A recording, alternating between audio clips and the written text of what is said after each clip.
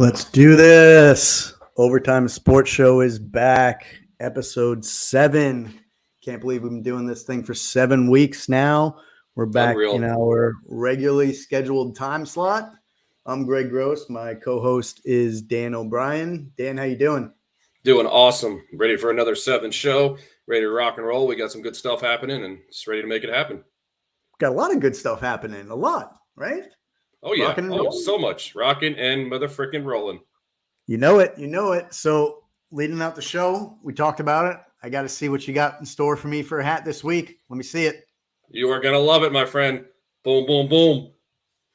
Woo! My man. Oh, I'm honored right now. Oh, yeah. You know, I know you didn't. You know, there's a little backstory with this hat. You know the story. So, man, you threw me for a loop because we were all set to lead out with some NFL talk like we usually do, but let's just go rogue and go off script. I mean, you got to be doing this for the hire that was announced this week, and I had some thoughts. I wanted to pick your brain. Just tell me what you think. Give me the backstory on what us Mets fans can expect from your boy Mendoza. Carlos Mendoza. He's been in the Yankees organization for 15 years. He's been in the minor league organization for 11 years. The last 4 years, he was a bench coach with Aaron Boone. So what you guys are going to get is a really good coach, really good manager, a player manager. And funny, as I was listening to our friends Boomer and Giro this morning, Mendoza had a lot of games to manage because Aaron Boone, as we know, is a hothead. So he was thrown out, I want to say, 14, 15 games this past year.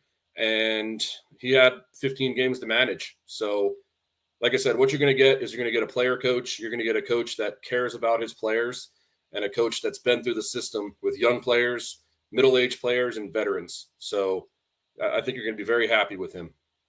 Yeah.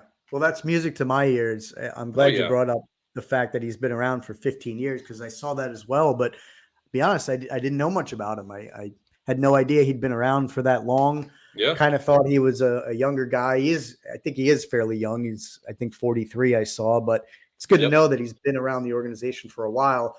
I'll be honest, again, when I saw a Yankees bench coach, first thought that ran through my head was bench coach. What the hell is that? What is this guy? What's his role? What's he been doing? Because he sounds like he's been a little behind the scenes, but I had no idea he actually stepped up when Boone got tossed. So yeah, I'm glad to know that he's. So that goes as like a number one bench guy when your manager gets ejected. He's the number one guy that steps in, and sometimes like Boone would, coach, right? Assistant coach. Yeah, and Boone would go off the hinges sometimes, as you saw. So he would be in, second inning, third inning, managing the rest of the game. So you got to understand what that comes with your pitching staff, your lineup changes, and then also seeing how the game goes. So you guys are getting a hell of a coach. Sorry to see him go, but crosstown rivals. I still got a little bit of love for the Mets, but the main reason why I'm wearing this hat is also because of Carlos Mendoza, and also because when I bought this hat, bought it at Citi Field and witnessed a no-hitter, as you know, the second no-hitter in Mets history.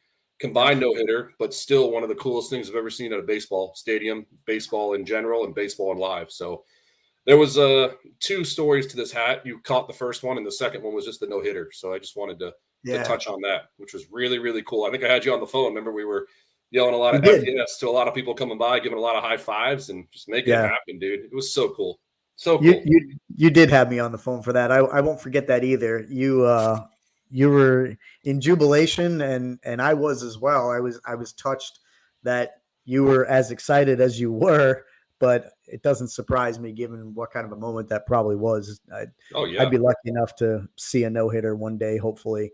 I mean, our buddy Chip Lawrence would probably be loving that too, watching a no-hitter live. I mean, still bringing him around after a couple of weeks. 100%. Yeah. Yeah. Great. So I love the hat, my man. Thanks for the nod. Yes, sir. Yeah. I'm honored. I don't want to leave the subject just yet because I got a couple more thoughts on it. I was listening to, I think it was Boomer and Gio. It might have been Sal Licata. I can't remember who it was on the Fan, but they were talking about the hire, and I think people had the same opinion as me, as they didn't really know who Mendoza was. I already saw naturally a lot of people were criticizing the hire. Of course, everybody loves to, criticized before the guy even has a game under his belt. But they were criticizing him because it's just not a sexy hire, right? I didn't know who he was. A lot of people probably didn't know who he was. And I think people expected the Mets, especially with Cohen, he's got these amazing deep pockets now, for the Mets to just go after the guy who is the most well-known, maybe the most expensive, just to make that flashy, sexy hire behind the bench. And it kind of caught me because I'm thinking we just had Buck. Everybody knows Showalter. The guy's been around for decades. So the Mets already had that. They've already been there. They already tried that. I think it was a little early to give him the axe. He had success. They won 100 games 2 years ago. This past year, it didn't work out so well. So I don't really know why they moved on from him so quickly. But the point is, the Mets already went with the guy that is well known. And there's already people out there criticizing the Mets for bringing in someone who's not unknown. So I'm all for it. I again, didn't know who he was. It's nice to hear your story on it. Kind of that inside scoop from a Yankees fan for so many years. So I'm optimistic, but I disagree with the people who are criticizing the organization for going with a lesser known guy, because to me, that's just not fair. Yeah, well, going off of your point, they did the high hire with Buck Showalter, the big flashy hire 2 years ago. And for whatever reason, they didn't like it. But they got this new kid, David Stearns, in there as, going to be the general manager, per se, the president. And he's a young kid. And this kid, Mendoza, who's coming in, I know we call him a kid. He's older than me and you, but still a kid in baseball age. He's very analytical. So what he's doing is listening to Boomer and Gio this morning. He was more part of the analyticals for the Yankees. And me and you being old school Yankee or old school MLB guys, we don't like analytics, but it's, as we talk with Chip, analytics is point of the game. It's going towards analytics. And what this guy Mendoza is going to do is he's going to bring the analytic part to the Mets. And what that means is he's probably going to hire a lot of young coaches that are going to be coming up through the minor leagues that he's known through his 15 years in baseball. So I would expect, and this is me just throwing it out there, I would expect more hires on a no-name basis, meaning like Dan O'Brien as a pitcher coach, Greg Gross as a hitting coach. No, just meaning like lifelong baseball players, baseball coaches, baseball minds, but they're not very flashy. And I think what Steve Cohen's doing is he's doing the right thing. He hired this guy, David Stearns, who's, I want to say he's probably in between me and you. I think he's 39 years old, maybe 40. And he's been with the Brewers.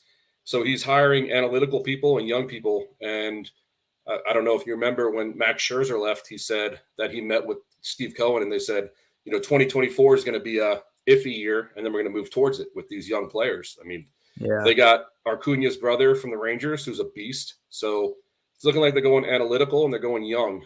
And I mean, I'm all for it. Like I said, I'm not the hugest Mets fan, but I got a little love for me because they're New York Mets. And I think it's a move towards the right spot. Look at what happened last year. They had the highest payroll, and what happened? Yeah, that's a good point. I mean, you never do know what's going to happen, and that's why I did see what you were mentioning. The Mets were really looking towards 24, 25, which I kind of have to take issue with that too. I'm all for having a plan and for being forward looking, but to already sort of throw in the towel on a season that hasn't even begun yet. I don't know. I don't like that at all. I mean, how can you go as a fan? How can you spend hard-earned money, going to a game, investing your time and your energy into something when you know deep down that the team is sort of already kind of mailing it in and looking one season beyond what's about to happen? But I guess that's neither here nor there. It's going to be a time tell. Just real quick before we move on to NFL, it'll be a time tell to see what they do with your boy Alonso, because as you know, as I know, he's going into his free agent year. So it's going to be time tell to say if they are going to re-sign him or if they're going to trade him if they go off to a crap start. So that's really going to say if they're going all future, all young, or if they're going to try to build around Lindor and Alonso and Nemo. I mean, those are the three studs, if I would have to say. So, to be honest, I don't know how they don't keep them. What's it going to come down to? It's not going to be money.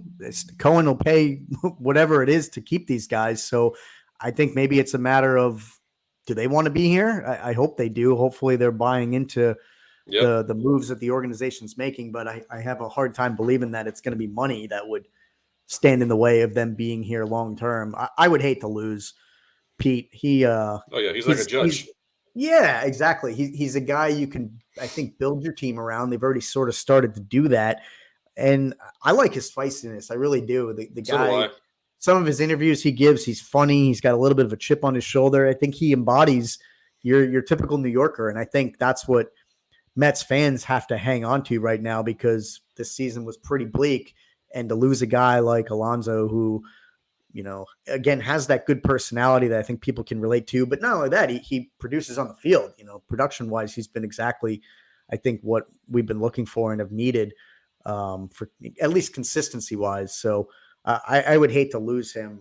Going back to your no name kind of comment and seeing more coaches that are lesser known, I think you're right. And it's tough, I think, for the fans to accept that sometimes, because if you don't know somebody, you're just naturally going to have a lot of questions and wonder what they're going to bring, what the future is going to look like. But to your point, we're seeing that more and more. I mean, I guess the Mets are going to see a lot of Jonah Hill guys from Moneyball, right? Those kind of sabermetrics guys who are all analytics based. They're young. Yep. They're up and coming. They want to change the game. They want to be revolutionary.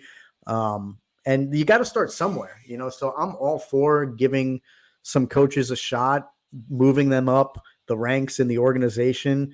So I'm excited. And, we're seeing that in the business world too. Sports is a business, but think about anybody else, we're seeing that in the world we live in today, where people are coming to work, they're ditching the suit and tie and the dress pants and the dress shoes, and they're coming to work in flip-flops and sandals and tank tops. It's the CEOs of these big companies. They're different than the way things were 20, 30 years ago. So who's to say that some of these young guys coming up the ranks with different ideologies can't have success in the major leagues? So I'm excited. I'm on board, and I'm optimistic. Yeah, look at Stephen Voigt, just got hired by the Indians. / Guardians, whatever you want to call them these days. I'm still going Indians, just like I'm going Redskins. But they just hired him. He retired in 2022, so 1 year out of baseball, and they just hired him. Stephen Voigt, catcher. So a lot of like I said, it's going to go off of young guys and analytics. It's the way of the game. So it is the way of the future. It's very exciting. And before we get on to football, one more thing. I mean, a couple years ago, Aaron Boone brought in a no-name pitching coach named Matt Blake. And if you look at Matt Blake's pitching coach's stats over the last 3 years that he's been there, the pitching staff has been top 10, top 5. So it just really goes with people hardworking, doing their research and doing their analytics. And like I said, when I started this, me and you don't like analytics, but I know I don't. I'm not really speaking for you, but I know we've talked about it. I mean, I like old school baseball, but it's the way of the change, and you kind of got to either go with it or get left behind. And I think that these owners and these coaches are going with the game of the change. So that's just my thoughts. No, I'm with you in lockstep. It's not that I don't like analytics at all. I think there's absolutely a place for it. I think last week we talked about embracing technology, really as it relates to player safety and things like that. But even just utilizing technology and the stats that are out there, I think it absolutely has a place in the game. And I would consider myself probably sort of a hybrid approach, maybe somewhere in the middle, because I definitely think analytics, you have to look at the stats, right? Numbers don't lie.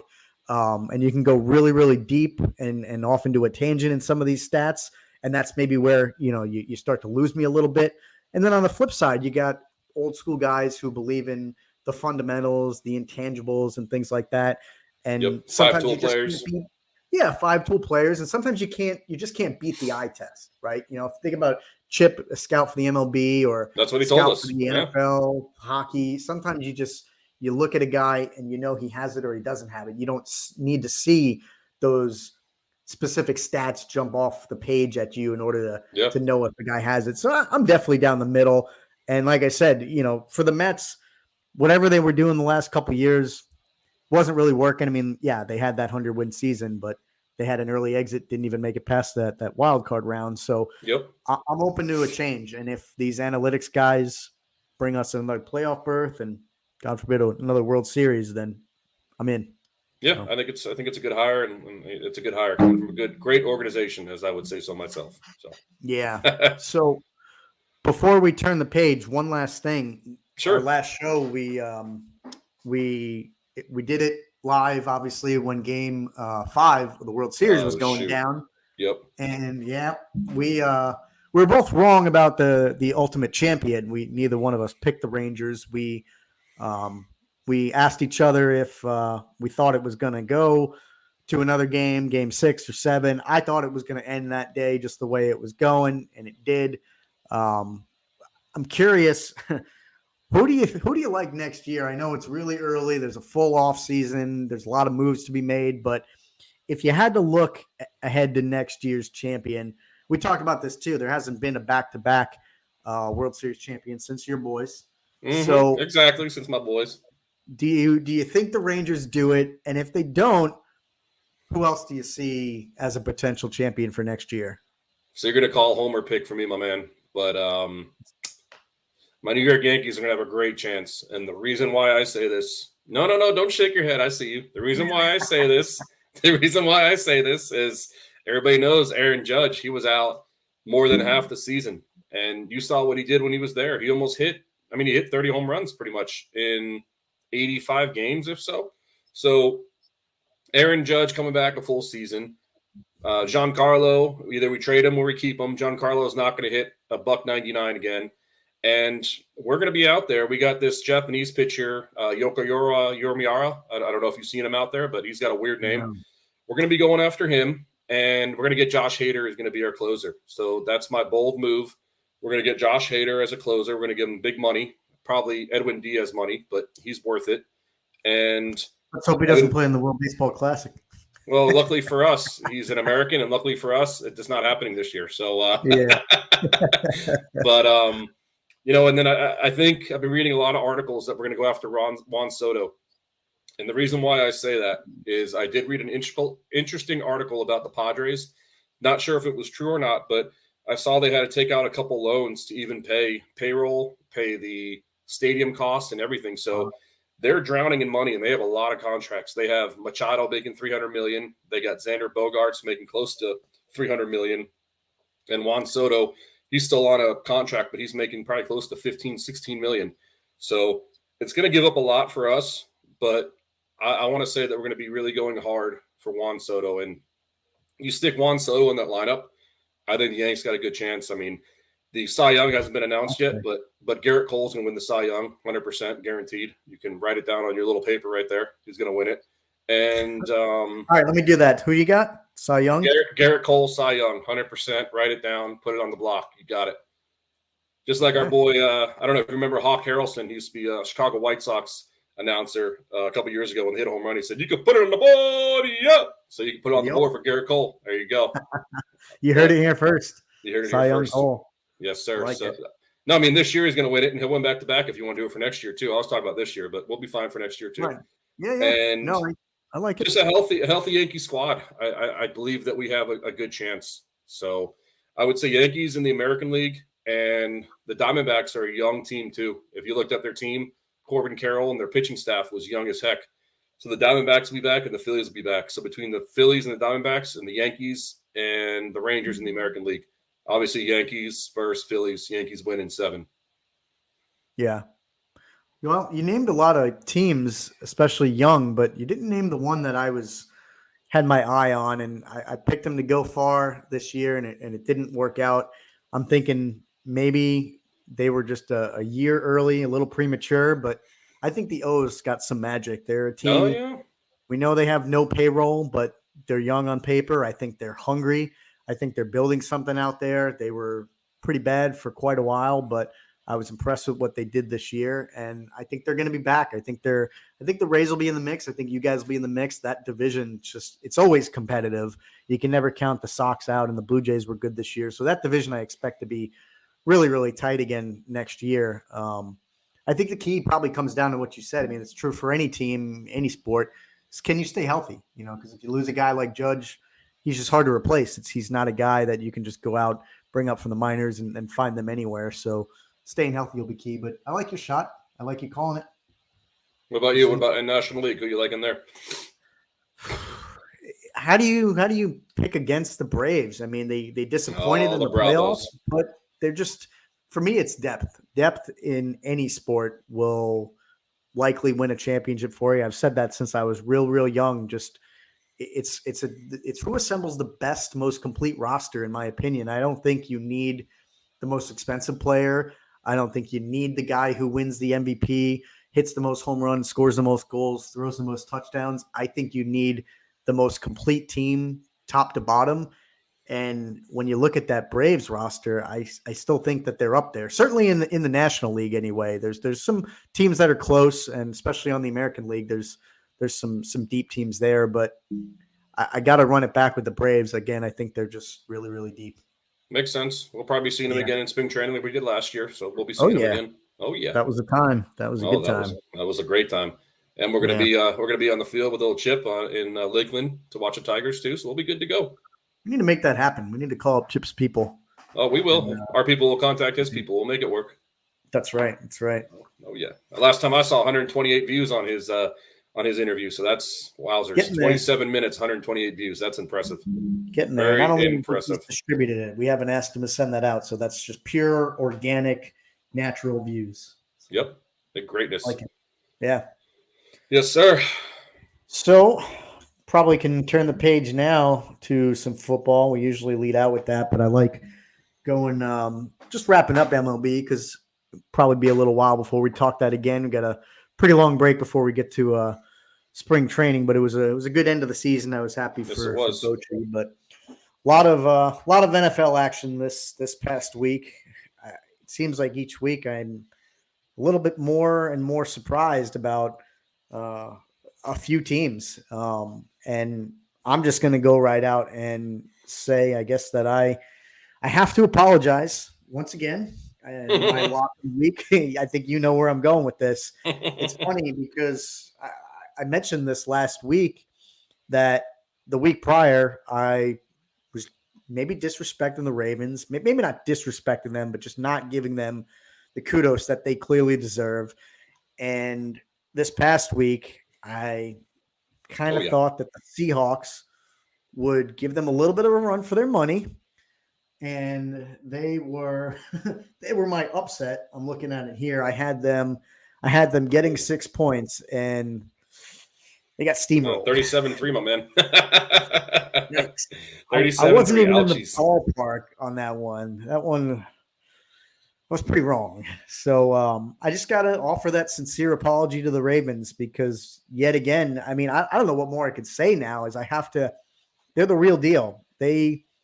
There's nothing else they need to prove. I don't think good. This season, other than getting to the playoffs, winning a playoff game, and maybe for them, Lamar is still chasing that Lombardi trophy. But regular season so far, I mean, they just cleaned the clock of Detroit a couple weeks ago, and they're nothing to slouch on. And now here with the Seahawks again, who were also nothing to slouch on, they completely mopped them up. And it was a surprise to me. I expected a competitive game. That's why I took Seattle as my upset to maybe keep it within a touchdown. And I've just color me impressed. I'm thoroughly impressed with the Ravens, and they look like absolute juggernauts. And just some of the other teams, I'll let you share your thoughts in a sec, but the teams that continue to surprise me, I know the Dolphins played a good team in the Chiefs. They were over in Germany this week. Maybe the travel has something to do with it.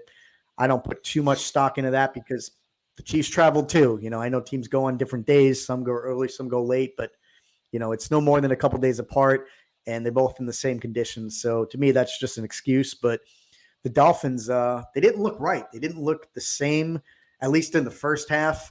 They kept it a little close at the end, but something's wrong. And you've probably seen the stats. I think the Dolphins were 3-0 against teams with a losing record and 0-3 against teams with a winning record, something of that nature.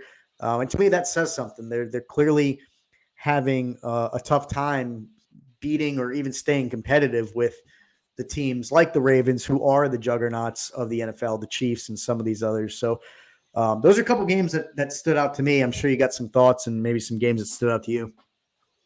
Yeah, I was going to touch on that too. The Dolphins, 0-3 against winning records and 6-0 against losing records. So that kind of speaks for itself. I mean, they're putting the number on everybody else, and then when they put up or shut up, they shut up. You know what I'm saying? The old saying. Yeah. So I know you touched on one of your locks. Do we want to touch that now, or do you want to wait until the end of the show? I know you touched on your Seahawks. Go for it. Remember what I told you about my Vikings, man? I told you they were going to keep coming strong. 31-28, my dude, and I knew it. And we'll touch on a little fantasy here in a little bit, but I'm switching over to my boy Daubers. Oh yeah, he's going to be on the squad Nick tomorrow for fantasy. So when waiver wires come out, you'll see him switching from Minshew Mania to Dauber for the Whopper, man. How are you going to do Minshew like that? That's cold when Minshew wins you a game. I mean, it wasn't sexy. I was looking at his stats and it wasn't sexy, but it wasn't good. It wasn't sexy. It wasn't good. Hey, it's like the old adage goes. Minshew Mania got you the win, and now you're just shooting him to the curb. Well, you know what they say. My boy Joshua Dobbs, man, I'm picking him up. So he'll be coming to the waivers on the squad tomorrow unless somebody outbids me, which I don't think they will because I put a lot of money out there. And it's moves like that it's moves like that will take a GM to assemble a team that's 3-6. Just saying. It's moves like that. Well, you disrespect your players.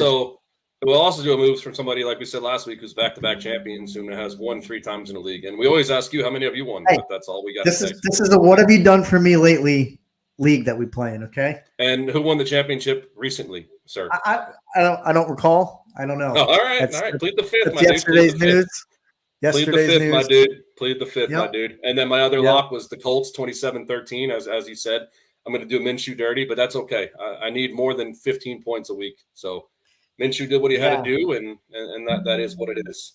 But I got to give you your kudos on this. And again, we're kind of going out of our normal sequence, but it is what it is. Which is fine. It's fine. Yeah, it's fine. We'll come back to it later when we actually make our picks this week. But you nailed it this week. Actually, heading into this past week, I was a game up on you in terms of our record, our standings.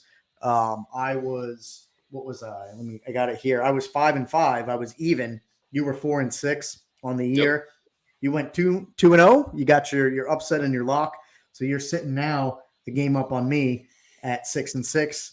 I was wrong on both. I obviously had Seattle very wrong. My lock of the week was Tampa. It was close. If Stroud didn't form that sort of amazing comeback that he did, I would have had Tampa, and I would have been 1-1, and we would have been tied. But to your credit, you're a game up on me now, and we'll get to our picks later. But I got to give you some kudos because you formed a nice comeback going 2-0 for the week.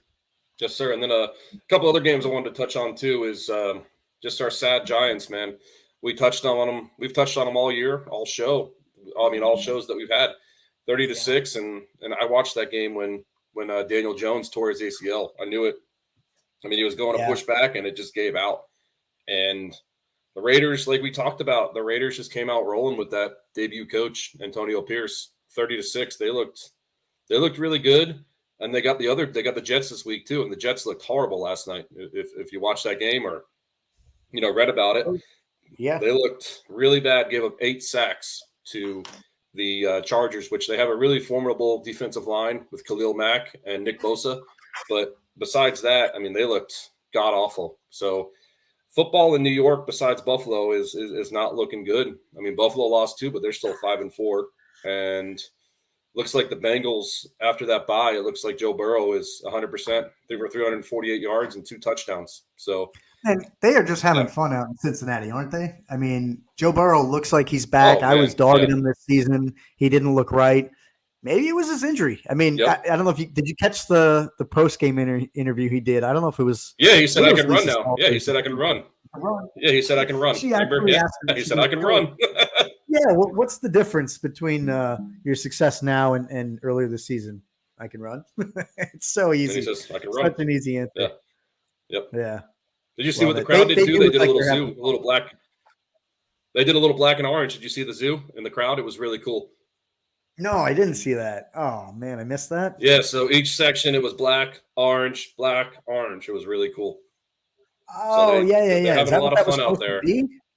I did see that. That must have been a bitch to coordinate. I mean, it is what it is. I guess. Loyal They Bengals probably gave fans out. staying in touch. They probably gave out shirts if I had to guess. Yeah, that would make sense.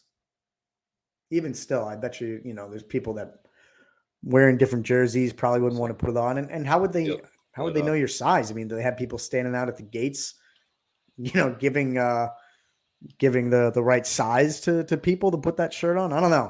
I'm impressed. Now that you told me what that was, I did see it. And part of me, actually, you know what I thought it was? I'm sure it was a sellout crowd, but I was kind of wondering if it was just the seats, the colors of the seats that I wasn't actually seeing. Sometimes you could see the seats behind people and whatnot. I thought it was the different sections, but you're telling me that was actually people wearing shirts or colors. That's pretty I see what impressive. you're I saying. like that. Yep. Yeah. It's impressive. I like that. Yeah, they did a good job. Yeah, they did a good job. Very, very, they're just very having fun out there in Cincy, and I'm glad you mentioned the Bengals because there's someone else that I wanted to bring up. I don't understand what's going on with the Bills. Complete opposite, if you ask me, of what's going on in Cincy. I mean, they started out slow and looked pretty bad. Something was off, and they turned it around. And the Bills are the opposite. They started off pretty well, and now it doesn't seem like they can do anything right. It just seems like it's getting worse week to week. And I don't know if you caught this. Normally, I'm a fan of guys celebrating, even being a little bit arrogant at times, but I think you have to know your place. You have to know that the time to do it. And Josh Allen, I think, answered the Bengals' first touchdown in the game. I think made it 7-7, and he got a taunting penalty when he walked into the end zone. He did a pump fake. He got the defender to bite on it. It was a great play. And Allen walks into the end zone, and he's sort of trotting, and he's got this just cocky, ass-eating grin on his face, and he got a penalty for it, which was deserved. And what do? They end up losing the game. So to me, he just kind of looks like, I don't know, for lack of a better word, he looks like a schmuck. He looks like an idiot. And it's not that I don't like the taunting. I like – him being a little bit sort of cocky, but just wrong place, wrong time. You got to save that for the end of the game, maybe when you are pretty confident you're going to come away with the win. First quarter, there was a lot of game to play, and they were on the wrong side of that. So I think Josh Allen needs a dose of reality, a big reality check coming his way, because he's just not the same dominant quarterback that he was a couple years ago, where he could really – carry the team on his shoulders. And not much has changed out there. I mean, they don't have a running back, but Dalton Kincaid's having a decent season. He still has Diggs. Gabriel Davis is a fine second weapon. I know they're missing Dayball. I don't know. I mean, Dayball's not having a great season with the Jets, but Giants. There's not much different out there in our Giants, and there's not much different out there with the Bills. And I just think a lot of it has to, as the quarterback, you get a lot of the praise when things are going well, and a lot of the blame falls on your shoulders when they're not going well. And I think you got to put a lot of blame on Josh Allen's shoulders right now, especially if he's going to do this taunting stuff that you saw. Yeah, I think just two things with Josh Allen. I think one, the league is starting to defend him, learning how to defend him with his running and his passing. And then two, I think he's just pressing the ball. I want to say he's got the most interceptions he's had in his career through 9 games, because I just really do think that he's pressing. And I do think that defenses are scheming against him and knowing how to do quarterback spies. I saw a replay that they showed, and they had 2 linebackers doing a spy. So you get that 2 linebacker spy, and then you just go for a blitz. So you take away his running, and he's got a good arm, but he's going to throw it, and he's going to press it and throw an interception. And I believe that those are the 2 factors that are really getting with Josh Allen now. I just think that people are figuring out how to defend him. I mean, remember back in the day, Michael Vick had 3 good years, and people figured out how to defend him, and look what happened. He went from badass to mediocre like that quick after defenses got him. So I think it's just a whole thing of everything, a little arrogancy, as you were saying, with that taunting penalty. I mean, I get it. It's a touchdown. I get it was a good pump fake, but it's the first freaking quarter. Get out of here, dude. So just, I feel the same. Yeah, I don't like that stuff. I mean, I'm with you. I like celebrating, but in the first freaking quarter, I mean, don't be a jackass to be a jackass. That's all there is to it. Yeah. To me, that was premature. I think you're right. I think it's apparent that Allen is gripping. He's forcing the ball, like you said. he's trying to put it all on his shoulders. So I give him that credit. It's just, I guess, lack of execution and maybe trying a little bit too hard. And I think his coaching staff does have to help him out, find creative ways to win games if teams are actually figuring him out, if they know the book on him. And I'm not trying to say all hope is lost because I think he's got a ton of talent. So, me too. I don't think he's going anywhere. I don't think this is the end of Allen by any means. A good comparison, in all honesty, might be somebody like Peyton Manning. I mean, he led the league in interceptions, I think, a few times throughout his career. He was known for it, but he's got a couple Super Bowls, and he's arguably probably top 5 quarterback all time. And, Allen's had a good career up till this point, but it does seem like he's maybe not regressing, but slowing down. I think you're right. I think teams are figuring him out. And, going back to what you mentioned about the Giants, the Jets, it is pretty abysmal right now being a New York football fan. Neither team seems like they can do anything right either. The Giants just they're a hot mess right now. It's hard to be competitive when you're on your third string quarterback. It's they can't seem to catch a break. I'll say that. I was hopeful that they would beat the Raiders this past week because I've said it before in this show. I think the Raiders are a mess as well. Definitely adds salt in the wounds knowing it was Antonio Pierce, former Giants player, a guy I watched for a number of years and was happy that he was a key part of a couple of our teams. He was just a force at linebacker, and no doubt that he might be able to have a long, successful career at coach. But guys' first ever game, you certainly think that Giants coaches who have more experience should have the edge in that factor, but didn't seem to make much of a difference. And like I said, the Giants just can't catch a break injury-wise. I was excited to see what Jones and Barkley could do being on the field together for the first time in a while, and it didn't last very long. First quarter or so, Jones goes down. He's done for the year. Taylor's still out, so now we're looking at Tommy DeVito for the next 7 whatever games are left to close out the season. So I'm never a guy who wants to play for picks. I don't think, I've said it before in this show, I don't think players can give up. I don't think coaches can give up. And as a fan, I can't give up. But, you got to see the writing on the wall where we're already looking to next year. Unfortunately, it's just unrealistic, I think, to think that the Giants are going anywhere with DeVito, given the hole they're already in. And especially if you look at the rest of the division, Eagles look like they're the best team in the league, and Dallas isn't far behind them. And the Jets, man, I'm not a Jets fan, but man, they look like they're still in a world of trouble too. And keep seeing these things about Rodgers trying to come back for the end of the season. I don't think it's going to happen. It's just too much of a risk for him to rush coming back from that type of injury. And Wilson seems like he's hot and cold. I mean, some weeks he looks like he could be a game manager and maybe get the Jets to the promised land, but other weeks their offense just looks like they've got nothing. And that game yesterday was a hard watch. I don't know what it is about some Monday Night Football games, but it was just bad to me watching the Chargers and the Jets because neither team was really impressive. I don't know what you thought. Yeah, I thought the exact same thing. I mean, the Jets were just abysmal. They look at Zach Wilson. I mean, his only really good game was at the second half against the Chiefs when they came back and almost won.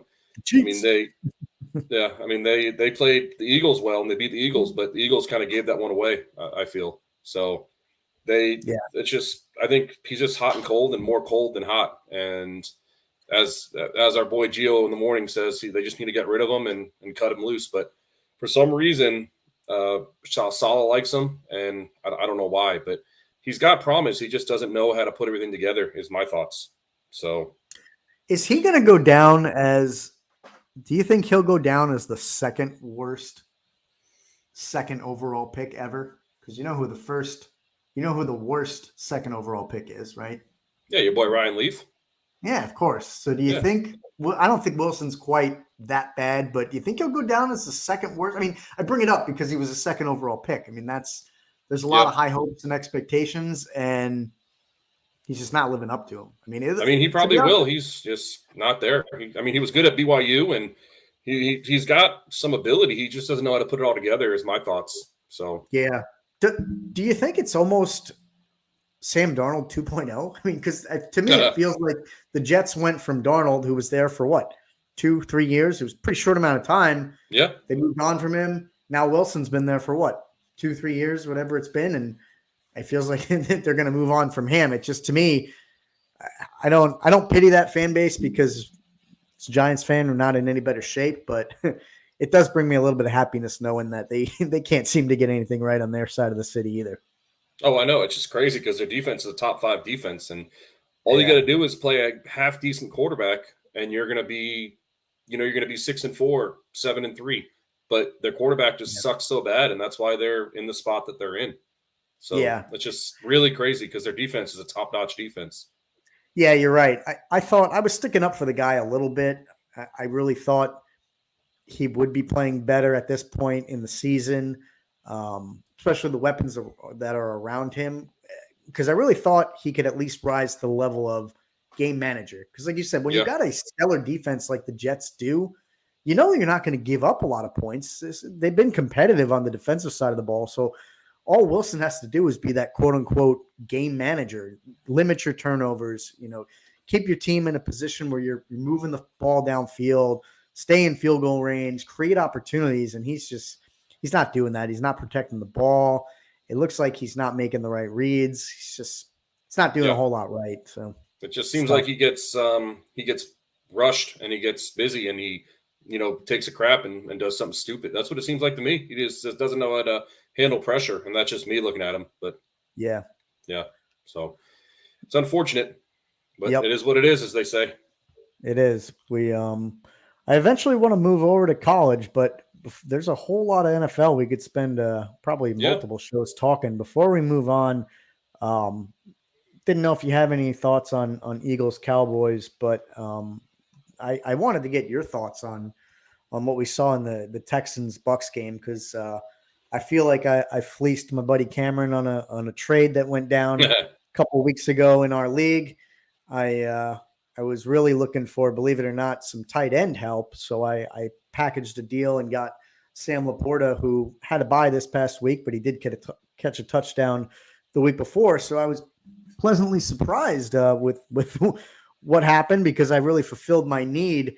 I ended up getting CJ Stroud in the deal as well, who at the time I just envisioned maybe being my backup.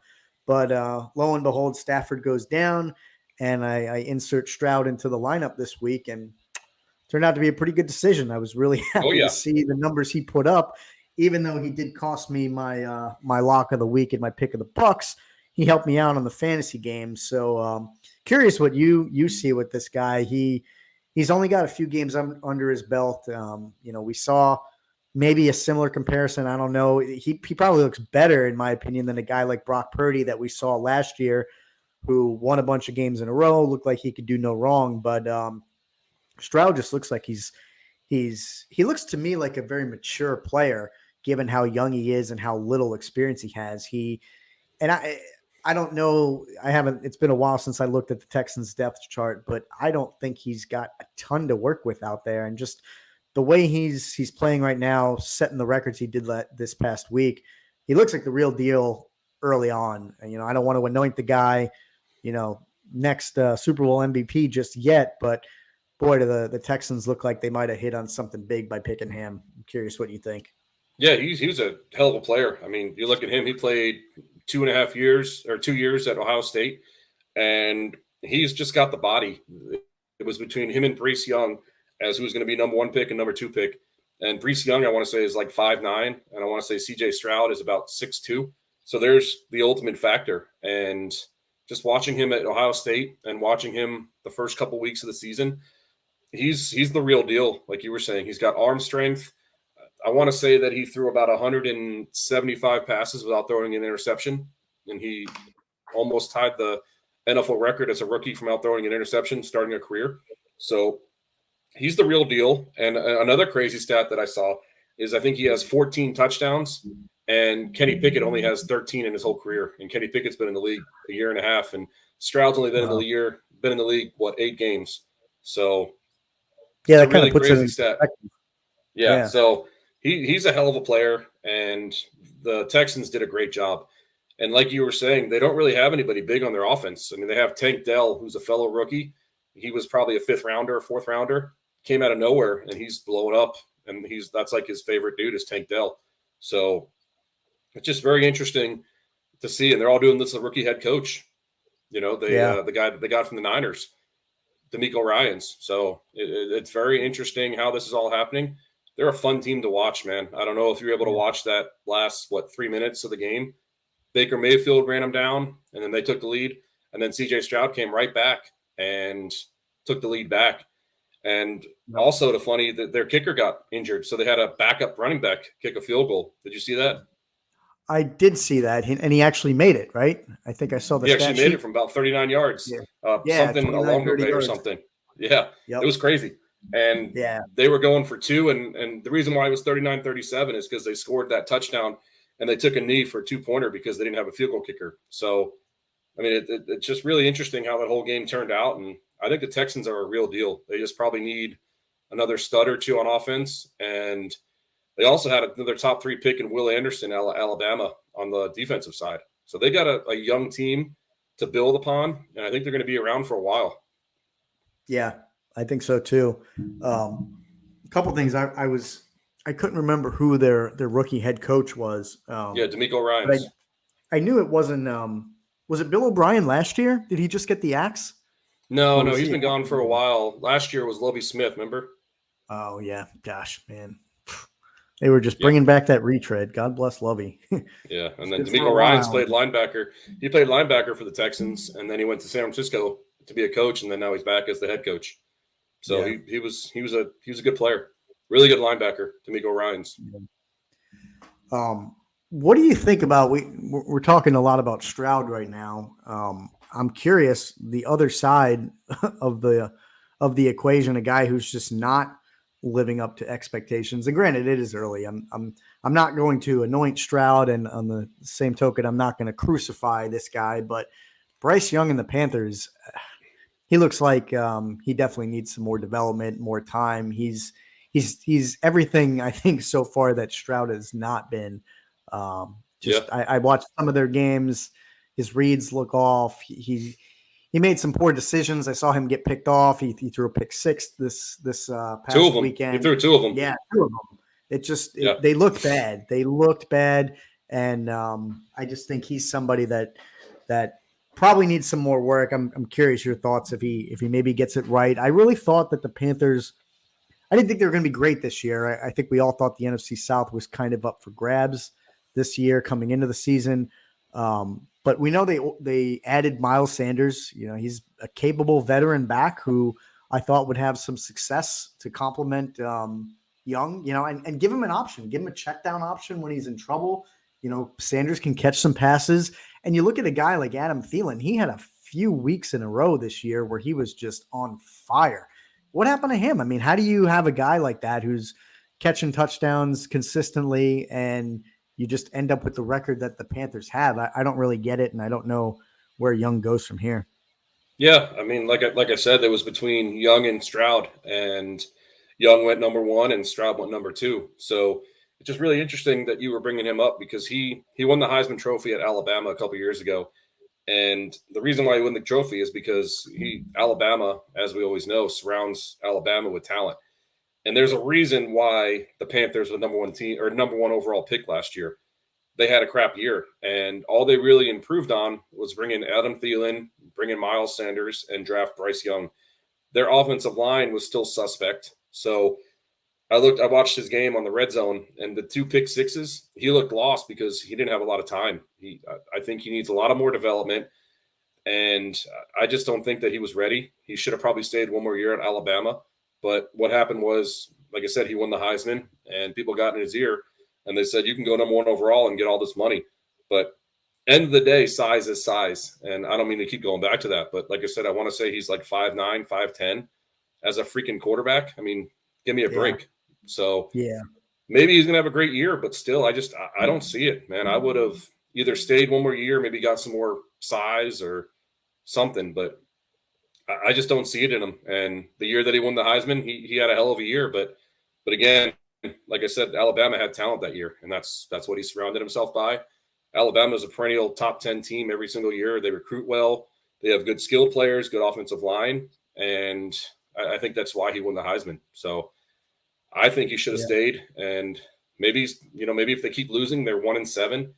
I would almost want to sit him and let him, progress on the sidelines. Maybe let him stand by Frank Reich. And Frank Reich's a hell of a coach. I think he's a great coach. He got a raw deal in Indianapolis last year.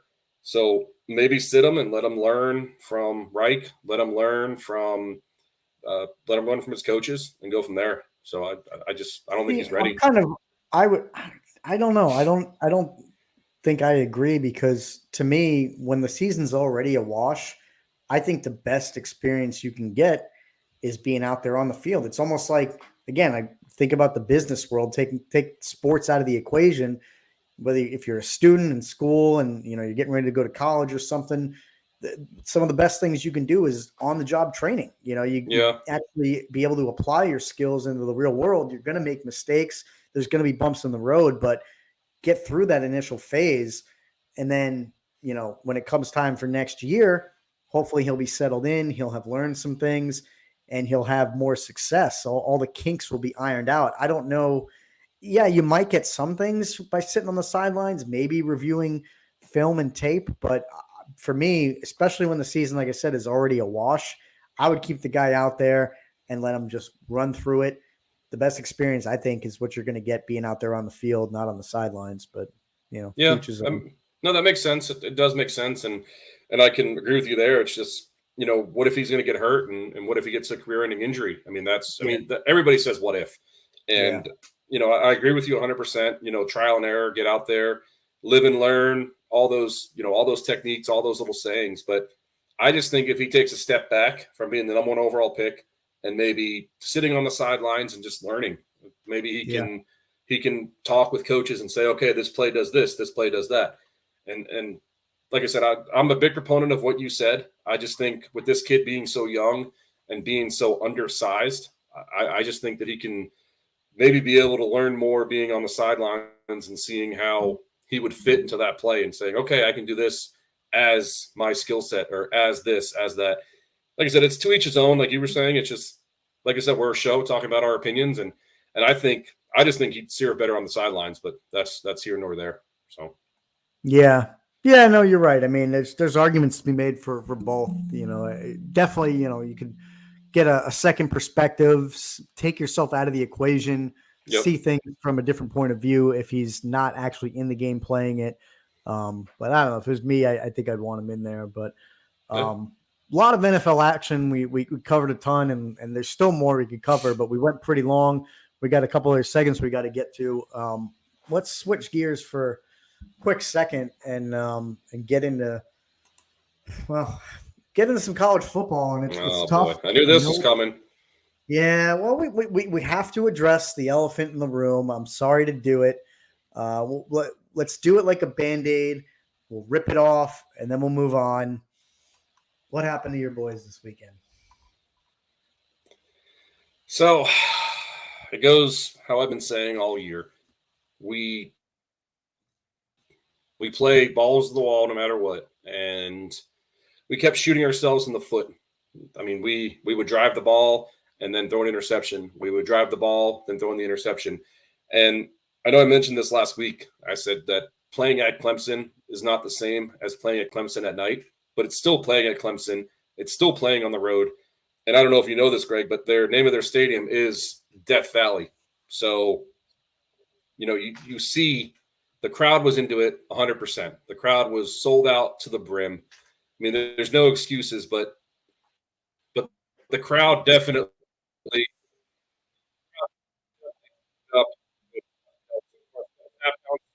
our composure. So we just kept shooting ourselves in the foot. Our defense got 4 straight stops in the fourth quarter. We kept getting the ball back, but we just couldn't get any traction. And end of the day, 7-3. Yes, it's a great record for anybody else, but Notre Dame, we play for championships. We play for playoffs. We don't play for bowl games, Dan O'Brien, bowl game university. We play for college football playoff. We play for New Year's 6. So end of the day, we're going to make a bowl because bowl eligible is 6 wins. And it's just frustrating because this season could have been so much more.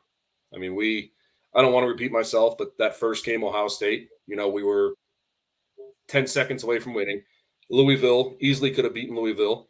And then, Clemson easily could have beaten Clemson. We could have been 10-0, number one in the nation. But we sit here at 7-3, and we'll see what happens. We still got a young team. We're going to lose our quarterback next year, but we got a good recruiting class coming in. And I like our coach, and I like his attitude, and I like what he does. So I guess moral of the story is 7-3, yes, but could have been so much better, yes. But hey, it's the life of an Irish fan. We're going to still tug it, and we're going to still drink beers, so we're good.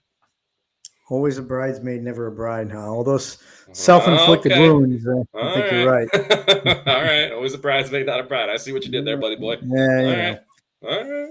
So yeah, hey, I won't pour any more salt in the wound. I know it sucks, and I know it's hard for you to talk about. I get it. You're as passionate of an Irish fan as I know.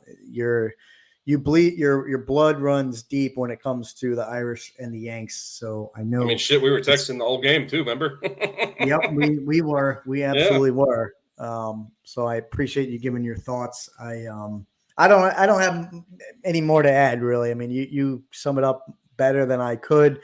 Definitely, I think got to be a disappointing year, but there is always next year, and I'm curious now. We talked about it last few weeks. There's just been no movement in that top four. Obviously, we talked about the new playoff format that's coming next year, but this year's the last year of the top four, and again, there's just been no movement there. When it comes to the rankings, I'm starting to pay attention now with just a couple of weeks left in the season. We got 5 teams sitting at 9-0. Washington looks like the odd man out right now if things stay the way that they are, where they may potentially just miss out. I don't know. Again, barring some kind of major loss, and there's a big game this coming week, Penn State, Michigan. I think there'll be a lot of eyes on that game. But barring some kind of loss from the top four, I don't know how you can put Washington ahead of any of them and maybe disrupt what looks like are going to be the potential matchups come playoff time. What do you think? You think Washington is deserving of being in the mix somehow, or no? So don't forget that Ohio State plays Michigan, and also Georgia will be playing Alabama in the SEC championship game. So I mean, hold on, I kind of want to stop you there because I'm curious about this. Like, don't you think there's nothing they can do? Strength of schedule, from what I've always heard, used to matter. I think it still does matter. So one of those teams is going to lose, but don't you think that regardless of who loses that game, it's still looked at as barely a loss? Because the reason why I say that is because I look at a team right now, number 9, Penn State's sitting at number 9. They're 8-1, and their only loss came to Ohio State, who is sitting at number 3 in the rankings. So when I look at Penn State, I'm thinking, they haven't looked amazing every week, but I'm looking at them holistically, and I'm thinking, what have they done wrong? I mean, they have a 1 in the loss column, but man, it was to a team who's ranked 3rd in the nation right now. So when, potentially Michigan or Ohio State lose, is it really a loss? Or, I mean, because that's not something they can control, the schedule, Well, it depends on how they lose. So let's say that game is 31-30. That's gonna go a long way in the college football playoff rankings. But if it's a blowout, then it's a blowout loss. And don't forget that they play the last game of the year, and then they still have a Big Ten championship game. So there's potential for one of those teams to go on and win and then lose in the Big Ten championship game. So there's potential for Washington if they take care of business, because they're going to be in a Pac-12 championship game as well. So they take care of business and they win out, they're going to be fine, because for the end of the day, if you're a top 5 team and you're undefeated, you're not going to miss out on one of the 4 playoffs. I mean, we saw that last year with TCU. TCU came, they were kind of on the outside looking in, but what they did is they did what they had to do, and they won the Big 12 championship, and they made it in at the number 4 seed or number 3 seed because they were undefeated. So, long story short, you just got to win out. And I think Ohio State right now, Ohio State is 1A, and I think Georgia's 1B. And I would say Alabama is number 3, and I would say Florida State's number 4. And the reason why the reason why I say that is Alabama, they had a tough loss against Texas at home. And ever since the Texas loss, I don't know if you saw Jalen Milroe, who their quarterback is. He had 150 yards rushing last week for 3 touchdowns against LSU. So I would put Alabama 3, maybe 4, and then in between Florida State, Alabama. I would say those would be 3A, 3B. So it's very interesting stuff, but we'll see. So Michigan's not in your top 5? No, sir. Wow. No, they're in my top 5. They're in my top 5. I would go Ohio State, Georgia, Florida State, Alabama, Michigan. Okay. Yeah, and then Florida State 3A, Alabama 3B, and then Michigan. Because just look at the teams that Alabama's played, and they're on the way. Their quarterback, they finally figured out their quarterback situation, and their defense is always their defense. But their quarterback situation, Jalen Milroe, he's a beast, and he's turned it on when he needs to turn it on. So that's just my honest opinion. I mean, I hate Alabama like everybody else does, but just the facts speak for themselves. And that's just my thoughts. But it's hard to disagree with any of that. You've made some good points. It's going to get interesting, like you said. I think you have to win out. Georgia's going to have a tough test this week. They're playing number 10 Mississippi, not a pushover by any means. And then you look at Washington, who I was talking about. They've got a tough test with number 13 Utah. So that game, those 2 games will mean a lot. And then of course, the game kicking off at noon, Michigan, Penn State, there's going to be a lot of eyes on that. So a couple good games coming down the stretch, and a lot can happen. Should be interesting. Yeah, exactly. It's going to be very interesting, but we'll see what happens. I mean, Washington's home, and Michael Penix Jr., he's playing his butt off. So I think Washington takes care of business, and we'll go from there. I mean, Georgia's home too against Ole Miss. So it's going to be a lot of football to play. We'll just see what happens. That's just my thoughts. But Alabama's coming like a missile. You think so? You think so? Huh? I do, man. I do. They figured out their team. They figured out their offense, and their defense has been really good all year. But their quarterback has been the problem. And they figured out their quarterback. So, how much of that do you think Saban's responsible for? You think 100% of his? He's pissed. 100% is him. If I had to say. He's been in everybody's. I think you're right. Everybody's face. He's been in everybody's face, and that's all Saban. If I had to put my 2 cents on it. Yeah, I gotta imagine that guy is just he's not been happy the last at least the start of the season, I guess you could say, when he was he's just been a powerhouse. He's done so much for that program, but it's been Georgia's world the last couple of years, and there's a number of teams that he's staring up at in the rankings, and I can't imagine that's sitting well with him. But you might be right. I mean, they're climbing in the rankings. They're back in the mix. So they got a Kentucky team that I think they'll probably win pretty handily, and we'll see what that does to their rankings if they move up at all. But it's gonna be interesting. We went pretty long. Ton of football conversation. We actually already let out with some baseball. So I think we got to take a quick break. We got our beer segment coming up, and then maybe some closing thoughts. Yeah, buddy. Let's hit it. We'll be back soon.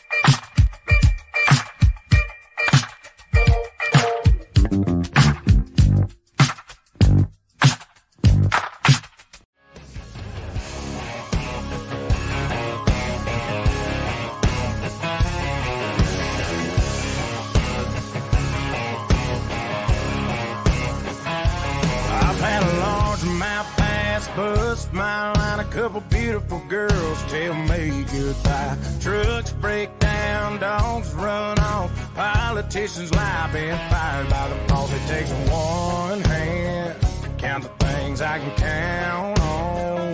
No, there ain't much man that ain't ever let me down.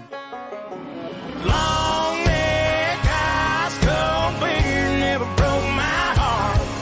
Like diamond rings and football teams have torn this boy apart. Like a neon dream, it just don't know me. The bars in this guitar and long neck, ice cold beer never broke my heart.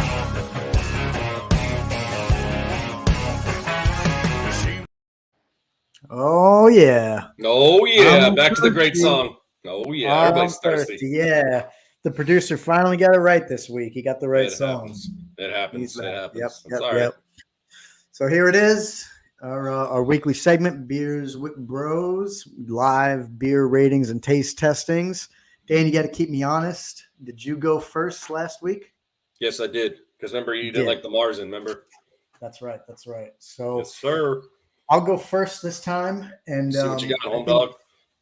you know by now, most of my beers have been picked, selected pretty much with a purpose. I've done some seasonal beers, some Oktoberfest last month. I did the red stride Yep. for you, the Irish beer. Yep. So most of them have been with a purpose. This one, on the other hand, Yeah. is maybe has no purpose whatsoever, and I'll tell you why. Oh I boy. picked it. If you can see the can, it's from Crooked Run Fermentation. You can see the can. Yeah, that's And it's interesting. a Coast Pilsner. That is really Interesting. why I picked it, because it's a Pilsner, and I usually Yeah. like Pilsners. But if you look at this can, there's not a whole lot else on it. I've never heard of Crooked Run. Okay. The Where are art they is from? kind of funky on the can. I can't even easily tell. Huh. It is on the side of the can, so it's 5%. It's not overly strong. It does say it's brewed and canned by Crooked Run Fermentation in Sterling, Virginia. So that's where they're What? located. And it says New Zealand Pilsner style lager with Motueka and Wataku hops. Have you ever heard Holy of that? I've heard of Matuka.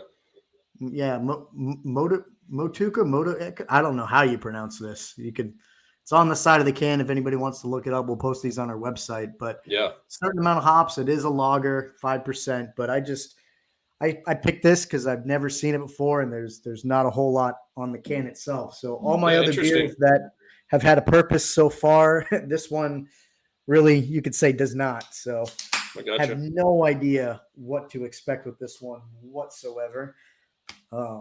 Cannot believe I'm still bringing out this fugly cup here, but Gotta keep it real, man.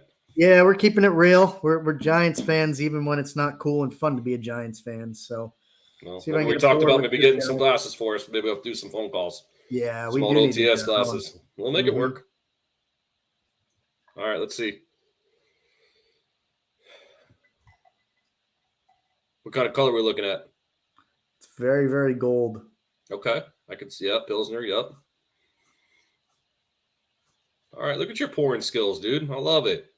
Yeah, I spilled a little bit off the can, but that's a That's pretty all right. good pour. Yeah. How's it And- smell? Really, really golden color. Let me hold that up. Oh, yeah. I see it. Yep. Okay. How's it smell? Hoppy. Ooh, hoppy. Yeah. All right now. It's got an aroma. I like Even it. more than probably last week. Oh, Let's see. boy. All Down right, the let's hatch? do it.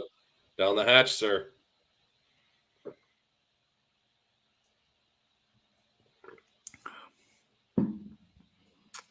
Well, Yeah, what are we thinking? I mean, it tastes like a Pilsner. It is a little hoppy. I don't know what those hops were. I'll have to look that up to see. Those are the M word is a very hoppy one. Montauk is a very hoppy hop, like very Is it? Okay. flavorful. Yes. I don't know if that's how you pronounce it. It's Madueka? Here, see if you can look this up. We'll do this live here. All right, hold on. It's- M. Motueka. There it is. Motueka? I have no idea. It's a New Zealand hop. So it's local to New Zealand. Punctuation. Here we go. So it's Mautuaka. Mautuaka. Motueka. Okay. Mowtooaykuh. So Mautuaka. Do they describe like what it's supposed to do for the flavor in a beer or no? It's a town in South Island, New Zealand. And Okay. fresh citrus, mojito lime character, lively lemon, lime tunes with background hints of tropical fruit. You taste that? A little bit, yeah. It's Okay. it's definitely. I mean, I hate to state the obvious because it's in it, but it is a little hoppy, which is not always my favorite. I'm trying to let it grow on me a little bit. Let me get one more, and then I'll give it a rating. All right. I got a very interesting one for me. I'm very excited about it.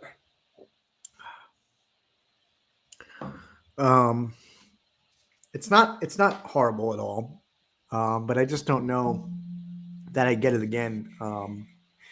I knew I was making a gamble with this one because of the can. I'd never heard of it before, but I'm Yep. glad I did. I don't regret the pick at all. I just wish I liked it a little more than I do. These are honest reviews, you know. These Yeah, are they honest, are. Yeah. honest reviews. And we're now, I mean, you and I. Reason why we're doing this segment, for those maybe just listening, you know, we're avid beer drinkers. We Oh, are yeah. what we are. Oh, yeah. When we're watching sports, we usually got an ice cold drink, an ice cold bruiser, as we like to call it, in front of us. ICB. Maybe an occasional, you know, mixed drink during yeah. the week or something for a cocktail. Yep. But these are honest reviews, and we have some pretty sophisticated palates. You and I both have had our fair share of beers, and not just the mainstream beers you find in this country. We're clearly going Oh, yeah. off the board here, so that's the purpose of this. So my honest rating of this Crooked Rum Coast Pilsner, I got to go 7.5. Woo! 7.5. That's Yeah, rough. it's a little low. I just I don't love it. It doesn't wow me. The flavor, while not horrible, it's just not it's not amazing. It's not something I would necessarily get again. So Okay. 7.5. Okay. Okay. Floor is this yours, beer- my man. This beer is going to be very similar to the beer that I had last week. It's a double IPA, and it's a beer. It's called Grim Light Year, and here's a pretty cool cup or can. You can kind of see it's kind of Yep. got really cool flavors. It's called Grim, and it's Grim by Brooklyn, New York. So it's a brewery in Brooklyn, New York. All right. called GRIMM, and it's got Galaxy, Mosaic, Columbus, and Citra hops. So the Mosaic is what I've had, not the one that you had. So Okay. very excited for it because, like I said, I had a double IPA last week and I really enjoyed it. What's the ABV on this one? 8% again, like last week. Wow. Okay. So you can see this pour. Similar color as last week, too. You can kind of see that cloudy flavor. Mm-hmm. Oh, yeah. Look at this pour. Boom, baby, boom. Oh, yeah. So you can kind of see the color. It's blondish, kind of hazy, kind of cloudy. So taking a smell, it smells very similar to last week's beer. So what I mean by that is it's very citrusy and very hoppy. Oh, wow. That's good. That's Yeah. really good. I mean, you wouldn't like it, but it's really good. And the reason why I say that, no disrespect, is it's very, very hoppy, but it's very citrusy as well. And I like the citrus. That's what I was going to ask. If you taste Okay. both of them, you taste both Very- the citrus and the hops. Okay. yes, citrus and hops. And you can definitely tell it's an 8%er. You can definitely tell it's a double IPA. So I would definitely order that again. I'd go with an 8.1. It's still very delicious. Wow. Yeah. Okay. I'm really loving these beers I'm getting, dude. It's very, very awesome. 8.1. I like it. I mean, we can go down the rankings. I haven't had a beer that I hadn't liked yet. I mean, the first 2 weeks were Stone Cold Steve Austin, so that doesn't really count. But I mean, he's still our boy. And then the other beers, I think I haven't gone lower than what, a 7.7, maybe something like that. So I've liked the beers, You've been generous with your ratings. Yes, you have. which I like them. I mean, I like me some Yeah. beers. Yep. If So- they're good, they're good. Like I said, these are honest. Yeah. And if you're nailing them, you're hitting some winners, which is awesome. I think I'm still what is this? This is our 7th show. We did it from the beginning. I Yep. think I'm probably 5 yays, 2 nays, Yep. maybe Out of at worst 4 and the 3. Italian beer and then the Marzen. Yeah. Yep. So, cheers. Cheers, brother. Good stuff. Bang. Oh, yeah. Mhm. All right. Let's Love let's keep the truck running, dude. Yeah. wanna hit? So we're we went long. We touched on a lot. I think we've got more football in us. We got to make our picks. We know that. Before we do that, any NBA, NHL that you want to touch, something on your mind, or you want to dive into picks? I mean, I'll touch a little bit of NBA. So far, Go just for looking it. at the standings real quick, you can see the Eastern, Boston and the Sixers so far are 5-1, and we knew that about the Celtics. Like I said a couple weeks ago, they're a veteran team. They have a really good team, and it's very interesting with the Sixers because they just traded James Harden a week and a half ago. So it looks like they needed James Harden out of there. He went to the Clippers, and they're 5-1. They still got Joel Embiid, and they still got a really good team. And looking at the Western Conference, I mean, it's a 3-team race right now. I mean, it's super early, but the Nuggets are 7-1, Mavericks are 6-1, and the Warriors are 6-2. And the Nuggets, as we know, are back-to-back or win the championship last year. Mavericks still have Luka Doncic, and the Warriors still have the Splash Brothers, Klay Thompson and Stephen Curry and Draymond Green. So it's going well, and my surprise picks are both 4-3. I just want to keep mentioning that every show. The Magic and the Thunder, they're both 4-3. So we're still looking lovely. We're not, defeated or towards the bottom of the conference. So they'll still be pushing when I mention basketball. We're going to be talking about my 2 teams. I'm not going to forget about them. But it's been a good year. I watched a little bit of that weird ass tournament we talked about last week, the in-season tournament. That shit was funky. I don't know if you saw any on TV, but that freaking stuff we were talking about the courts. Jeez Louise, you needed freaking 3D glasses on that crap, Yeah, I saw a little bit of the Bulls. They had the all red court, and then Yep. I saw the Bucks, and I think they played the Knicks, and the Bucks court was actually kind of bland. It just theirs looked kind of. I think they all look lame because I just don't think they need to do it. I think they're trying too hard. It's hard to look at how bright some of the courts are and whatnot. But just the concept, I've heard a lot of other talking heads, guys that do shows like ours. It seems the general consensus is people are wondering what the purpose is, why they're doing this. And like we were talking about, yeah, it's funky. Yeah, it really is funky. And I think it was maybe it was Lugau or somebody else on the Fan. He brought up a great point. I completely agree. They're calling it an in-season tournament. You're 5 games into the season. How is it an in-season tournament? It's the start of the season. To me, it just doesn't make any sense. Yeah, None. I don't get it. It feels very, very forced. On top of it just being confusing and probably unnecessary. I'm really curious to see how. I'd love. We need to get a player from any team on the show one day. I'm curious what they feel about it. What could possibly be the message that the coaching staff, the organization says to the players? Hey guys, just want to let you know that in addition to playing 82 games and trying to, make the postseason and make the playoffs and get a championship. By the way, we're also going to do this in-season tournament. Hey, coach, what does that mean? Well, I'm not really sure. We're going to start it around the 4th game of the season, and it's going to be a tournament within the season, and there's going to be a little bit more on the line, but not really. It doesn't really matter for anything. We're still playing to make the postseason. What's that message? If I was a player, I can't say I'd be interested. I'd probably just tune it out and be like, hey, I'm just going to go do my job. I'm curious if reporters are even asking players about this because I don't know what my answer would be as a player. To me, it's just all really confusing. Very confusing. And, not to kill the subject, I just wanted to bring up we got college basketball that just started too. Usually we're going to start talking about that March Madness, but I wanted to touch on a couple of things. We have my Notre Dame Fighting Irish. As everybody knows, I'm an Irish lover, but we got my basketball team. We had a head coach debut last night from Penn State, and then we also had a true freshman, Barton, scored 29 points against Niagara. We got the win. And also James Madison, they're undefeated in football. They are a top 25 team in football. They're a D1 school, but play in a very small conference.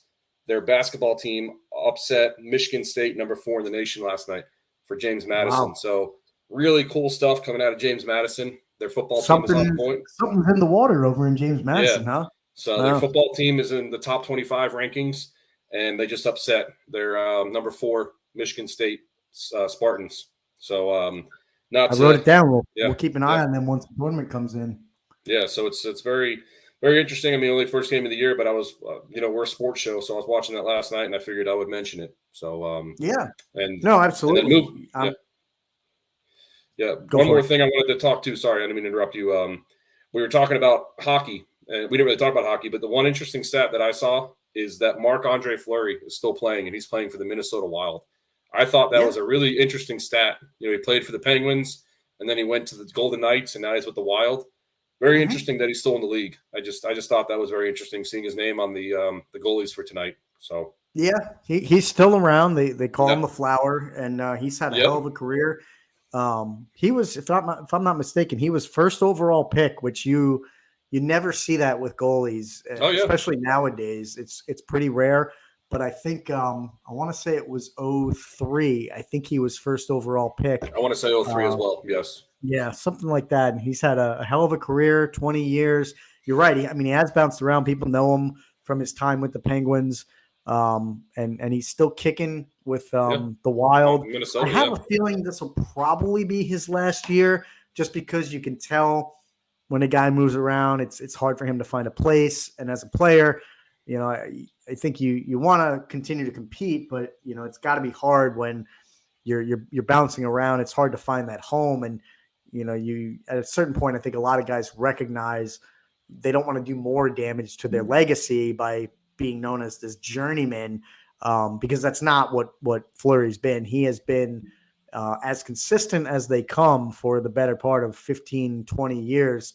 And I'll be honest, being as spoiled as I was, a Devils fan, got to see Brodeur from the beginning of his career, basically when I started watching and following the Devils right around the time he entered the league. In fact, I predated him. My very first jersey was, believe it or not, a Chris Terreri jersey. I think I still have it in the attic in a box somewhere.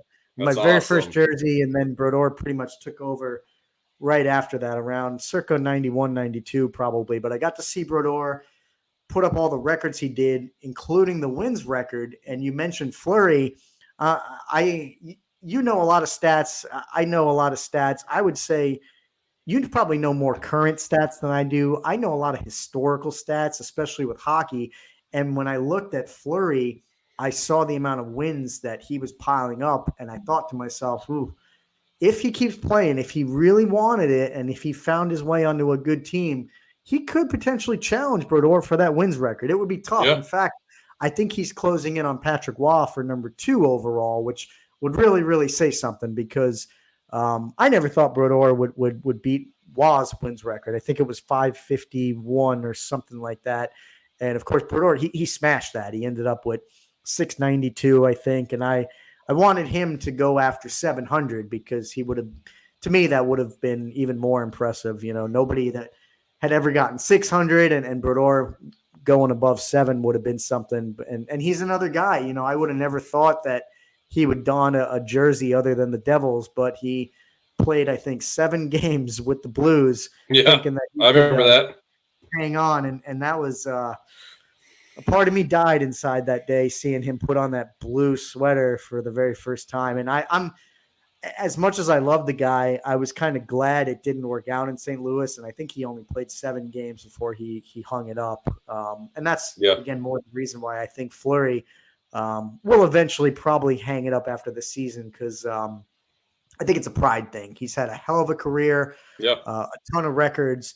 I think he's third. If he's not third yet, he's got to be third, because I know he's coming close to Patrick Waugh. I think he probably just passed Luongo, a couple of those other guys like Ed Belfour's up there. But yeah, I mean, you nailed it, Fleury. Yeah, I just thought that was really interesting. 38 years old. Yeah, he's still hanging around. Yeah. So. Yeah, do we want to touch anything else in hockey? Or I noticed one thing I did want to mention is friend of the show, old Chris Dolan. We may be seeing him next week, but he works for the Panthers. We'll be exploding on that. But I know the Bruins are still the best record in the league. And I just think it's funny that they're going to get the best record in the league, and the Fighting Dolinators will come up there and beat them in the first round again. So, yeah, we'll see what happens to the Bruins again. We'll see what happens. Yeah, they've surprised me so far this season. New captain and everything. Yeah, exactly. A little bit of turnover, but they're rolling just like they really didn't miss a beat. So far this season, I mean, there's a couple surprises, but the usual suspects are still out. Vegas looks really good. Yeah, the Abs are good. Thankfully, my Devils are good. We've got look all right. We've got a hill to climb. The Devils lost Jack Hughes 2 games ago, and he's going to be gone for probably about a month, it looks like. He took a nasty fall into the boards. They haven't said if it's a dislocated shoulder yet. Could just be some kind of deep bruise, but he's quote-unquote week to week, which the NFL has one of the worst policies when it comes to injury reporting. It's as vague as it gets. The NHL, It's frustrating for fans and probably even people in the inner circles because there's just no updates or releases. But it looks like he'll be out. The Devils are still missing Nico Hischier too, so they've got their arguably 2 best players. Their 2 best centers are out right now, and that's a tough void to fill down the middle. Guys that win faceoffs, kill penalties, and a guy like Jack who literally just does it all. So Devils got a tough mountain to climb for the next month or so, but they're still in the mix. The Rangers look good on the back of Shesterkin. Actually, another goalie who, believe it or not, is still around, Jonathan Quick. I noticed that today too. Yeah, he's on the Rangers. Good start with the Rangers. Yeah, that's crazy. Another guy just like Fleury, who was up there in age but found a home. Thought he was going to be the backup. He still is the backup. He's not overtaken Shesterkin, but that's a large part of the reason why the Rangers are having the success they are this year is because they've got 2 goalies that they can count on. But you're right, your Isles are up there. You guys are competitive. You're right there in the mix, which on the back of your goalie too. Sorokin has just he's played really well so far this season. And some of the other usual suspects, the Avalanche are up there. 2 surprising teams, I think. I didn't quite expect the Canucks to be as good as they are this season, but me neither. They're a young team. Elias Pettersson is just kicking ass out there in Vancouver. I think he's tied with Jack for the league lead in points, and of course he's going to pass him because Jack is hurt. But he's having a heck of a season so far. And the Oilers, man, they don't look right. It's tough out there. I know McDavid missed a couple games. But I did just see that the Oilers waived their goalie, Jack Campbell, and they owe him a lot of money still. I think they're on the hook for $5 million or so, and they're only going to save about $1 million by cutting him. So I don't know what they're gaining out there. Maybe it's just making a move to make a move. But as much talent as they have, the last couple of years, the Hart Trophy, Art Ross Trophy, whether it's McDavid and Draisaitl, guys who were 1 and 2 in points for so many years, and Oilers just can't put it together. So I would not want to be an Oiler fan right now. It's rough. Yeah, we talked about that. Remember, we were talking, I think, a couple episodes ago when we talked about NHL. We were saying, how long are they going to stay together? Because it's, put up or shut up. And, I mean, you get 2 of the best players in the league, and they're not winning anything. So something's got to happen, Yeah, 100%. It's going to be interesting. And, all right, I think you're going to a live game this week. Aren't you going to see the Blackhawks and the Lightning on Saturday? It's going to be the Canes, actually. Okay, that'll be fun. On Saturday. Yep, it's going to be a good matchup. I will be there at Amalie Arena to see the Bolts, and the Bolts have had 2 interesting games. We are doing this show live. There's some games going on. Yeah, I know that yesterday the Bolts got out to, I believe it was a 4-0 lead. This was yesterday. They went out to a 4-0 lead against the Leafs.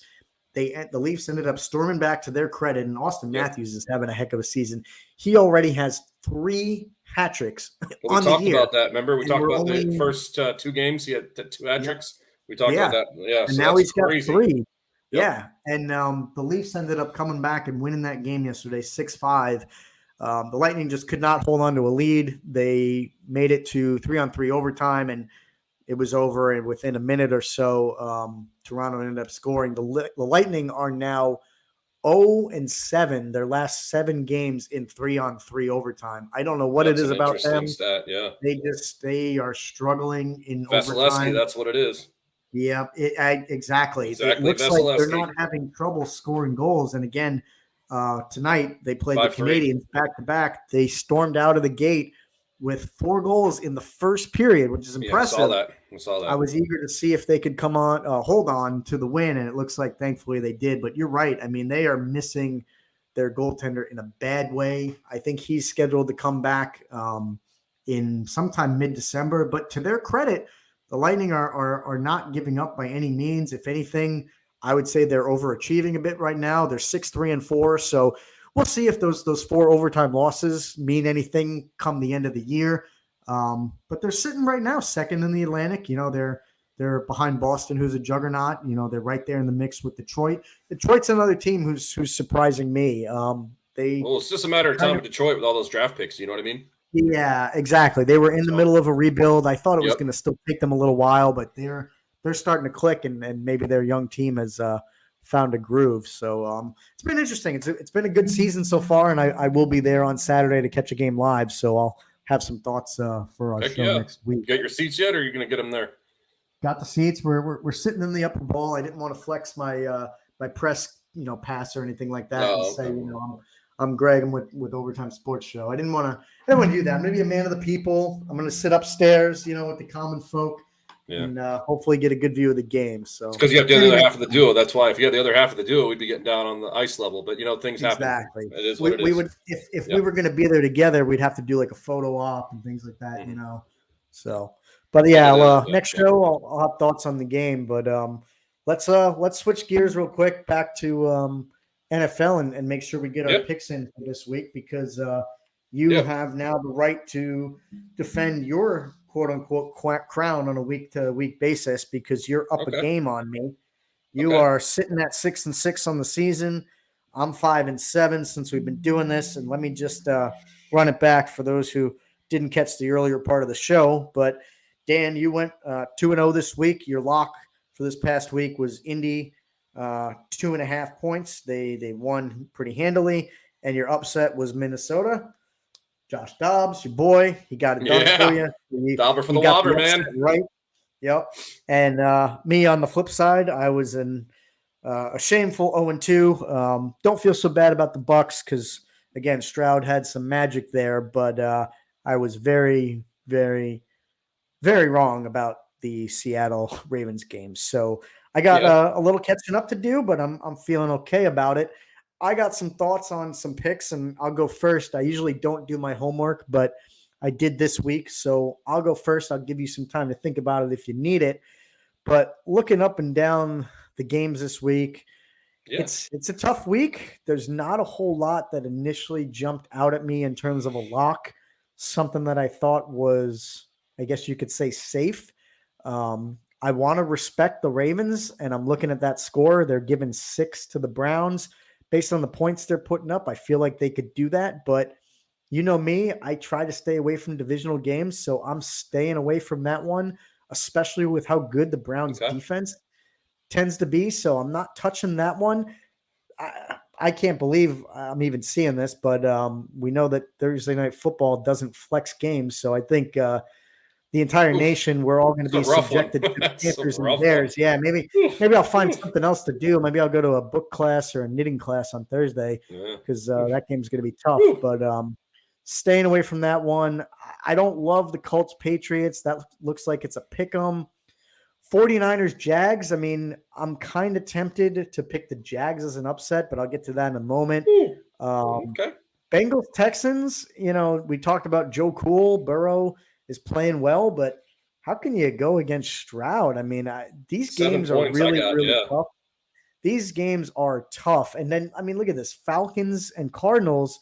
You got the Falcons getting one, but apparently Murray's going to be back. So to me, that's just a wild card. So I have to go my lock of the week looking at one of the later games. It'll be a 4:05 game. They're coming off a bye. I'm going with Dan Campbell's Lions, given 2.5. All they got to do is win by a field goal. We talked about it. I am not a Chargers fan. I think Staley, I don't think he's a great coach. I don't believe in Herbert. I think if Herbert was on any other team, I think he would be facing a lot more scrutiny. So I'm taking the Lions coming off a bye. I think that they definitely win that game. I think they win it probably by a touchdown. That's my Damn. lock. Damn. And then, yeah, you heard it. You heard it. We'll see. All right. And then going to the upset, if you're surprised about the Lions pick, I think this is absolutely going to stun you and floor you. And I'm cringing to even make it. Giants? Don't tell me Giants. Going Giants, baby. I'm going Giants. I'm going Giants. 16 and a half. Giants. I have 17. Are you going to give me 17? Okay. Yeah. Give me 17, brother. Take 17. I got it on mine at 17. Okay. That is Mhm. such a disrespectful number. And I'm not saying it's not warranted. I'm saying the Giants have played 9 games this year and they deserve to be disrespected. But I'm staring at that number that is massive. And I don't care if Tommy DeVito is quarterback and he's the third string. I don't care how bad they've looked. I don't care that they're on the road. And I don't even care that Dallas put up 40 on them and won 40-0. That was week 1. That was moons ago. I think the entire New York Giants team is playing for pride. I think Daboll is playing for pride. If he and his team get embarrassed this Sunday, I think he is going to have to answer to a whole hell of a lot more than he's already had to answer this season. I don't think he wants any part of those questions. I don't think they win this game, but I do not think they lose by 17 or more. So give me the Giants to cover as an upset. I was gonna make it interesting for you there, buddy boy. That's already interesting for me. I'll hear you out. I'm not probably going to want to take what you got, but what are you thinking? Give you an extra point if you take them to win outright, my friend. Okay. You have to give me more than that. You have to give me a couple points. That would be the miracle of all miracles. Just saying. You just said they don't want to hear the questions. They don't want to hear all this. They don't want to hear all that. I'm just saying. I can. I am taking them plus 17. I mean, how can I not? I mean, that is I think, tell me if I'm wrong. Is that not the biggest spread we've seen by far? I don't think I believe it has. I think the highest one was like 14. 14, right. I think we've seen it. Maybe the Cardinals playing someone was 14. It might have been Dolphins Dallas. too. Dolphins too. The Dolphins were high. Yeah. But 17. Oof. I got some interesting ones too. Yeah. You got mine out there. What do you got? You want to go lock or upset first? You want to go easy one with no explanation, or explanation first and then easy one? This is your picks, man. I'm just living in it. It's your world. I'm just living in it. You tell me. Well, they both got explanations. So my upset of the week is going to be the Texans plus 7 against Cincinnati. Okay. And the reason why I say that is my boy Jamar Chase, my dude, my man. Everybody knows I love that dude. I've had him since day one in our fantasy league. He's a little gimpy with his back. He fell on his back on Sunday night, so he's questionable.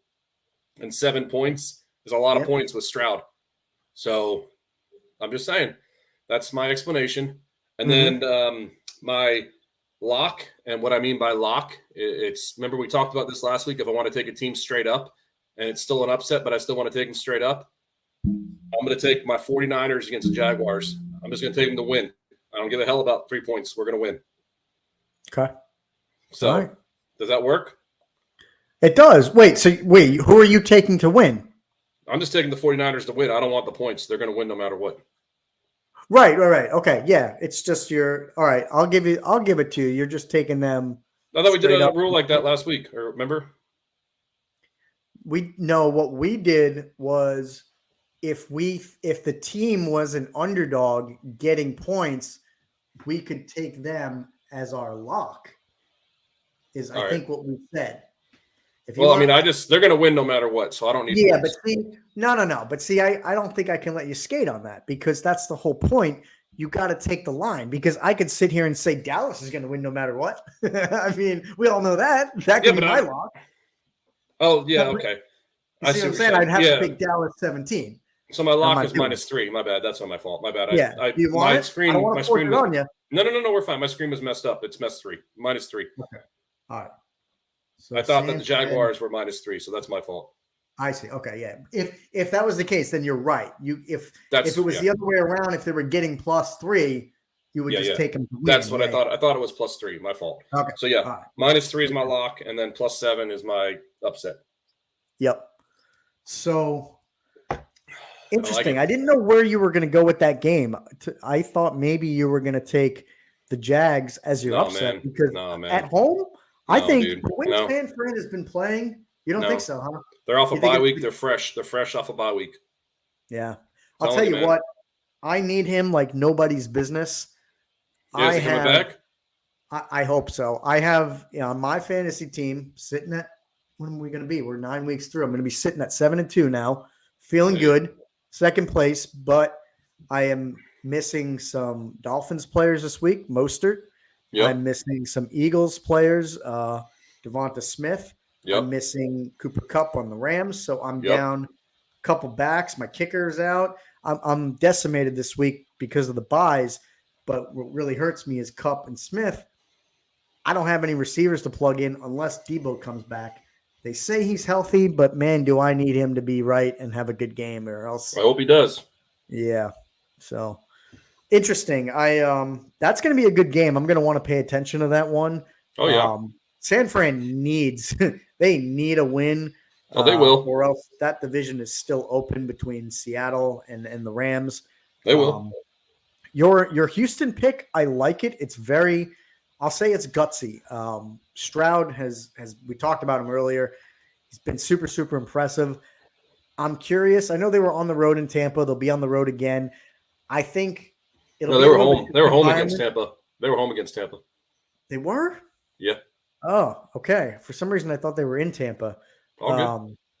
Well, then maybe that actually adds some credence to my point. So they were home, and now they go on the road to Cincy. Cincy's a tough place to play, tougher team than the Bucs. So, that'll be an interesting one. I give you credit for going to that. Watch out for Chase because, like I said, he's gimpy with his back. That's the only thing I'm worried about. So, and I need him for my fantasy squad too, but we'll see what happens. Before we sign off, let me see. Oh, we haven't gotten waivers to come through yet. I don't even know if I can say this because we're doing a live and recorded show, and there's potential for some of our co-GMs to maybe get some snooping action going on here. But there's a player I've got a waiver claim in for that's on the Bengals, and that's all I'm gonna say. Oh, Tyler Boyd. Okay. Okay. He I don't need that mother. I don't need that mother. I know you don't, but there's some other people in our league who maybe I have a waiver wire for Dauber for the Wobber, and I put a lot of money on for him. And I also have a waiver wire from Jackson Smith-Njigba from the Seahawks. So we'll see what happens there. Interesting. All right. Yeah. All right. I'm impressed that you got Boyd. That was solid. We'll give him a little background because a lot of people are probably confused about the nickname. Dauber for the Wobber, DOB. We used to do World of Beer. We had a friend that used to call me Dauber for the Wobber. And Joshua other way around. Wobber for the Dauber is what. Wobber for the Dauber, World of Beer. Yes. So, Joshua Dobbs. That's where it is. The background. Just giving everybody a background. That's all. I do like that. I didn't even really catch that at first, but that's going to be the nickname. That's going to be the team. That's going to be the team nickname. Okay. Yeah. Unless somebody outbids me, and I'm going to throw my thing to the screen if that happens tomorrow morning. Oh boy. Yeah. I outbid. I believe it was our boy Don's Ghetto Pimps. I outbid him for the Saints defense last week. They were playing against who was it that they were playing against? Somebody bad. Maybe it was the week before because they were playing. Who did they just play this past week? They were playing somebody that was not good. They played hold on one second. All right, load. They played the Bears. That's what it was. So I really thought that they were going to do even better, but I picked them up and I outbid your boy Don. So you got to use that money wisely. We do free agent budget bidding in our league, and you get $100, and you got to use it wisely. So waiver. I hope you get it. Yep. We'll see. Tomorrow morning we'll be fired up. Somebody gets them. Oh boy.